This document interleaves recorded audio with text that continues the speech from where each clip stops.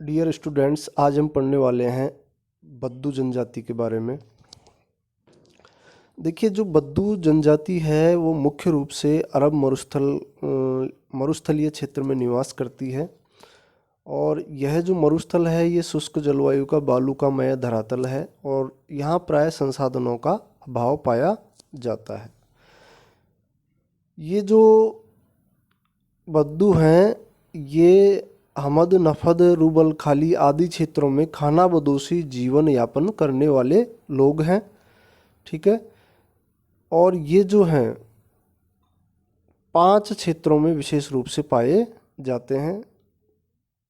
पहला अगर बात करें, अरब प्रायद्वीप में बद्दुओं के 4 स्थायी प्रदेश विद्यमान हैं। कहाँ? अरब प्रायद्वीप में। और ये पहला है, उसमें 4 हैं। कहने का मतलब, प्रथम प्रदेश अरब का दक्षिणी पश्चिमी भाग है जिसमें यमन प्रदेश के नाम से जाना जाता है। यह उच्च तथा अल्प वर्षा वाला क्षेत्र है। इसके दक्षिणी भाग में अपेक्षाकृत अधिक वर्षा होती है जिस कारण वहाँ कृषि कार्य किया जाता है। कॉफ़ी वगैरह की कृषि भी यहाँ की जाती है और बाह्य प्रदेशों में उसको निर्यात किया जाता है।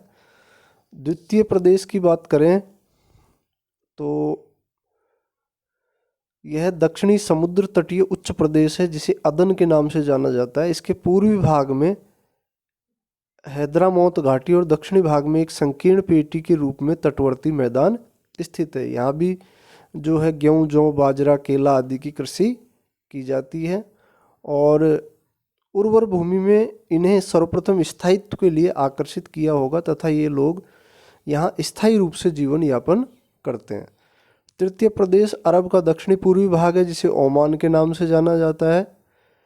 इस भाग में उच्च पर्वतीय क्षेत्रों से अनेक नदियां अपनी सहायक नदियों के साथ प्रवाहित होकर संपूर्ण प्रदेश को सिंचित कर एक समृद्धशाली प्रदेश का विकास करती है।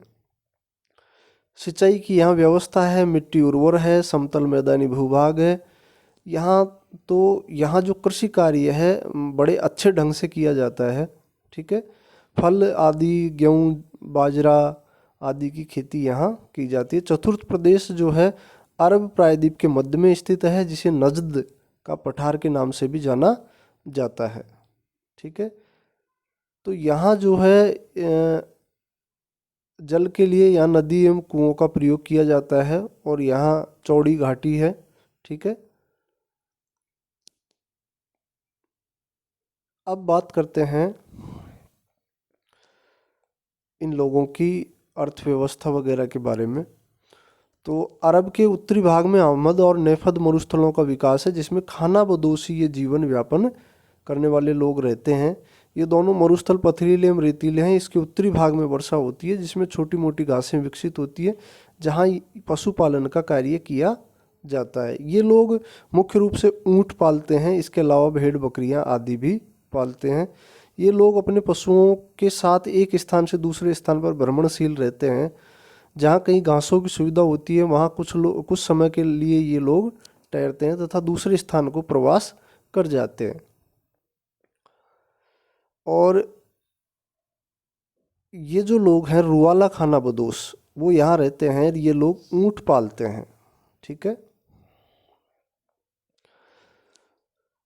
नेफद के उत्तरी भाग में जो रुवाला बद्दू हैं ऊँट एवं भेड़ बकरियों से जीवन यापन करते हैं। इनकी अर्थव्यवस्था जो है मुख्य रूप से पशु आधारित है और ये लोग एक प्रकार से चरवाहे हैं और पशुचारण एवं व्यापार साथ साथ होता है इन लोगों का। जब ये लोग पशुओं के साथ गांवों के निकट पहुंच जाते हैं तो ऊँट, भेड़, बकरी, घोड़ा आदि के बदले कृषक बद्दू से अनाज, वस्त्र, औजार आदि प्राप्त कर लेते हैं। अब इनके भोजन की बात करते हैं तो इनका भोजन जो है मुख्य रूप से ऊँटनी का दूध है जिसे ये लोग गर्म कर खट्टा बनाकर पीते हैं।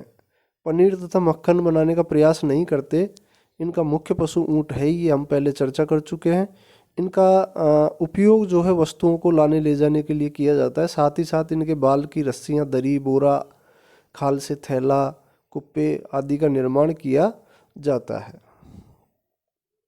एक ऊँट भार के साथ 80 किलोमीटर प्रतिदिन तथा सवारी के साथ 160 किलोमीटर प्रतिदिन गति करता है। भेड़ बकरी घोड़े का पालन अधिकांशतः व्यापार के लिए किया जाता है, इसी के बदले ये अन्य वस्तुएं प्राप्त करते हैं। अब आवास की बात करें तो खानाबदोश बद्दुओं का मुख्य आवास जो है तंबू है। इनके तंबू अत्यंत हल्के एवं छोटे होते हैं। इनका निर्माण बकरी की बनी पट्टियों से जोड़कर किया जाता है। इनके कबीले के मुखिया का तंबू अपेक्षाकृत बड़ा होता है। इसमें 3 भाग बनाए जाते हैं, जिसके एक भाग में पुरुष एवं अतिथि तथा शेष दोनों भागों में स्त्री एवं बच्चे रहते हैं। अनाज, छुआरे तथा नमक को बोरों में रखा जाता है। ये मेहमान लोगों का स्वागत बड़े उत्साह से करते हैं और आवश्यकता पड़ने पर उनकी रक्षा भी करते हैं। एक कबीले के लोग दूसरे कबीले पर आक्रमण कर उसके ऊँटों पर अपना अधिकार स्थापित कर लेते हैं। ये लोग जो वस्त्र आदि की बात करें तो ये लोग चोगे पायजामे आदि पहनते हैं तथा सिर पर स्कार्फ बांधते हैं। इनकी वस्त्र संस्कृति पर्यावरण द्वारा प्रभावित है। इस प्रकार ये टॉपिक अपना ख़त्म होता है। अरब मरुस्थल के जो बद्दू हैं, जिनको बदाविन ऑफ अरबिया इंग्लिश में कहेंगे, तो इस टॉपिक को आप तैयार कीजिए। देखिए जनजातियों में से एक क्वेश्चन पूछा जाता है लगभग एक। ठीक है, धन्यवाद।